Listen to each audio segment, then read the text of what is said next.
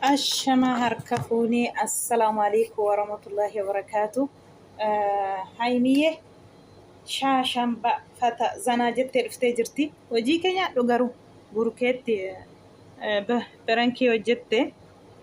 warra sargii obboleessi burukee boor fuudhaa jechuudha. Isheen immoo maal gooti? Kana keessa fayyadamte warra beelloo kireessu bira deemtee walii galanii. Garuu akka jettetti gaa warra ishee kireessitu sana beelloo kana fadhuuti burukeetiin maraachi har'anaan jette ishee wajjin walii galleeti jette. Isaafillee suufii kireessitee fuutee jechuudha. Ofii isheellee akka kanaatti beelloo uffattee koottottee waamte miskiina. Yoo dhaqu amma gaa kiiwwachuun jedhe burukee mataa ol qabate.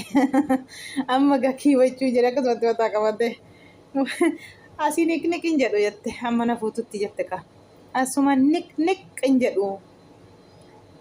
naan jireenyi qaldiidha jedhe daariin qaldiidha wanni jedhu bishaan siilaachuun dadhabamoo jetteen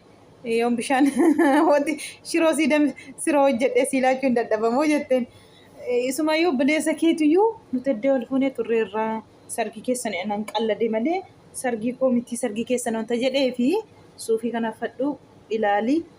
wal fuuna asii niqniqin jedhu jette dhugaa rabbicha dhuguma see jettu dafqa hin dafqe jedhe wallaahi kootii baasee urgufate maaliif hin sodaadha jedhe wallaahi hin sodaadha jedhe jireenya maaliif sodaattaa jette tidaarii maaliif sodaattaa jette namni hin sodaadha jedhe mana obboleessa konnaa bishoo mana koo bishadha miti jedhe mina gabbaanyinee jedhe ka ta'u jette asumaan jechuun kanaachi mootina diddima masmaran irratti hin qabin nama biraatti darbee jette akki kanaan ila kirriirra sa'oofaa oolte jechuudha dhugaa rabbi inni tidaariin qaldiidha wanni bishaan sii kennuu dadhabaa yoo mi'aa sii kennuu dadhabee jetti immoo shiroo danfisee sitti laachuun dadhabaa jetti akka kanaan ila yaabbadee faranki zaare dhugaa rabbi siniin jedha akka kanaan asiin chacha'u jette asiin niqin jettu wayyoo inee burukee jedha mataa qabate dhugaa rabbi hin dafqe naasuu guddina dhugaa rabbi wallaahi kootii ofirraa baasee shurraafat akkasitti banee urgufataa jira jechuun maalena hin dafqee jedhe maalena hin nayeessi jedhe waa'ila ufee waan takka yaanne beelloo gizee irratti argu naasuutiin lafa wallaale mucaan miskiina wallah afaanatti la isiisaa oolte boodarra immoo ishee beelloo kireessitutuyyuu akkas godhii naa jette ishee wajjin walii galleeti asaabii kana fidnee si'isiisuufidha jette asumarraanis immoo kana atimiin jedha tokko axxee tokko ija sirra buusuurra immoo dafee barriitti cufuufini qalabatiin itti dhaadhuuti jallaa na fuudhe asiitti niqniqin jedhu ati boormiin jedha asumayyuu jette miskiina ilaaltan jennaan jetti immoo nam tokko Haymiyye burukee nanuma keeti annama biraa ta'uu hin danda'u abshir ay nama jaallatanii wallaahi namni illee shakkitii baraa dhugaa rabbi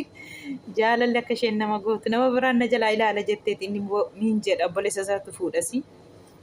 miin jedha jedhee odeessaa jira kanaaf barriitti cufuun qaba dafee tokko dhufeessi biraa akka dhaabbanne jette miskiinitti abshir inni nama biraa ol jedheen ilaalu sirraa nafi jedheera surumayyuu qulfii koo dabarsee eenyumaaf hin kennu jedhe kanaan dura akkanaan maraachaa oolte siniin jedhaa wallaahi dhugaa rabbii dhugaa see mucaan naasuutiin maalin sinitti maree dhugaa rabbii viidiyoo sana hin argitu jedhee yaada kootii hurgufatee jechuudha naasuu guddina naasuun daangaa darbee jechuudha inni dhugaatti qaldii miti maaliif waan inni tokko jedhe irratti argisumayyuu yallaa jette ka namni nu eegaa dafii suufii kana dhuffadhu naan hin uffadhu jedhe dhaqee dhuffadhu yallaa nama nu eegaa jira dafi isaatiin nutti sokki jetti dhuguma see eessa deemna jedha deemna kaa nama nu eegaa jira sargii keenya jetti akki kanatti dhiisiiste dhuguma see wayyoo dafqa fixate ittiin gaa ishee yaaddan kana nanqate